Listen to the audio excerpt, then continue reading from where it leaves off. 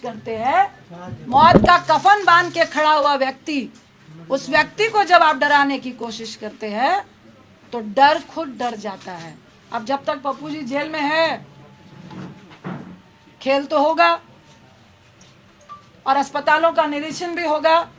नीतीश बाबू, मेरा मन नहीं है, लेकिन बताइए, 91 में आप पे हत्या का केस हुआ, 2011 में आपने उसको रफा दफा किया।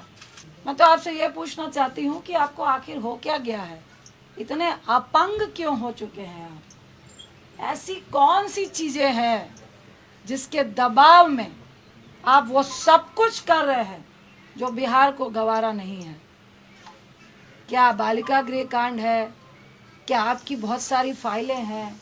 क्या आपके केस है? भाजपा का सिर्फ बिहार में नहीं, पूरे देश में गुंडा राज चल रहा है, और ये बहुत गुंडाई राज वाले लोग हैं, किसी की परवाह नहीं है। रूडी साहब, क्या बोलूं, मुझे तो एक शब्द नाम लेने का मन नहीं कर रहा, और मैं उनसे ये सबसे पहले मैं आपके माध्यम से उनसे पूछती हूँ कि आप स्किल इंडिया के मिनिस्टर थे, मोदी साहब ने आपको क्यों हटाया? कि आपका राजनीतिक इतिहास क्या है? आप राजनीति में कैसे आए? क्या संघर्ष किया? मैं पूरी बात रूडी जी नहीं बताऊंगी।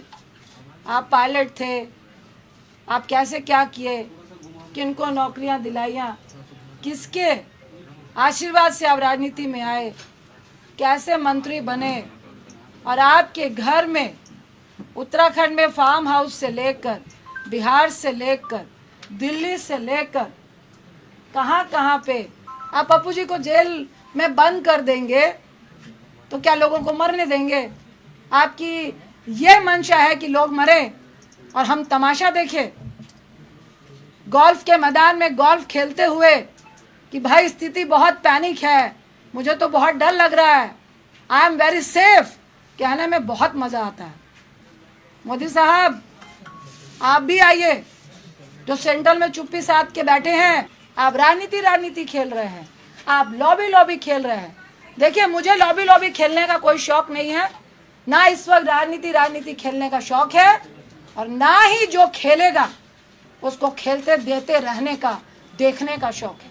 अगर पप्पू जी की रिहाई नहीं हुई और ये ड्रामा चलता रहा तो बहुत जल्द आपको भी मुख्यमंत्री आवास से निकलना पड़ेगा, आपके मंत्रियों को मुख्यमंत्री आवास से निकलना पड़ेगा और चौराहे में खड़ा होना पड़ेगा। अगर चंद दिन के अंदर, 2 दिन के अंदर पप्पू जी रिहा नहीं होते हैं और आप ये डॉक्टर और प्रशासन का खेल खेलते हुए उनको हर दिन गाड़ी में 4-4 लोगों के साथ बैठा के जो घुमाने का आप काम कर रहे हैं, तो आप भाजपाई लोग भी सुन ले, मुख्यमंत्री साहब भी सुन ले।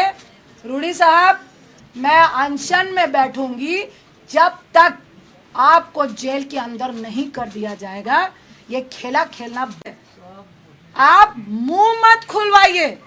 और हम लोग सिर्फ मुंह इसलिए नहीं खोल रहे हैं कि लोग पैनिक नहीं हो, लोग नहीं डरे, लोग भयावह नहीं हो, क्योंकि जिसका 95 भी ऑक्सीजन होता है, अगर उसको ये मालूम चल जाता है कि अस्पताल में ऑक्सीजन सिलेंडर नहीं है, उसका ऑक्सीजन लेवल वहीं से 90 और 88 चला जाता है।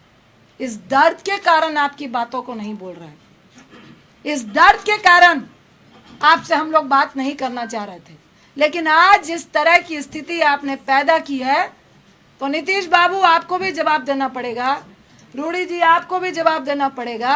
और ये कौन सा मंत्रालय है जो फेलियर के नाम से, कौन से लोग हैं, कौन से ब्यूरोक्रेट्स हैं जिनको आपने कभी अपना ओएसडी बनाया, फिर उनको मंत्री बनाया, और आज वो सबकी मिली भगत से उनकी दुकान नहीं बंद हो जिसके लिए आप मुंह बंद कराना चाहते हैं। अरे कितनों का मुंह बंद कराएंगे? और शर्म आनी चाहिए, और थोड़ा डरिए। आप पप्पू जी को जेल में बंद कर देंगे तो क्या लोगों को मरने देंगे? आपकी ये मंशा है कि लोग मरे और हम तमाशा देखें? गोल्फ के मैदान में गोल्फ खेलते हुए कि भाई स्थिति बहुत पैनिक है, मुझे तो बहुत डर लग रहा है, आई एम वेरी सेफ कहने में बहुत मजा आता है।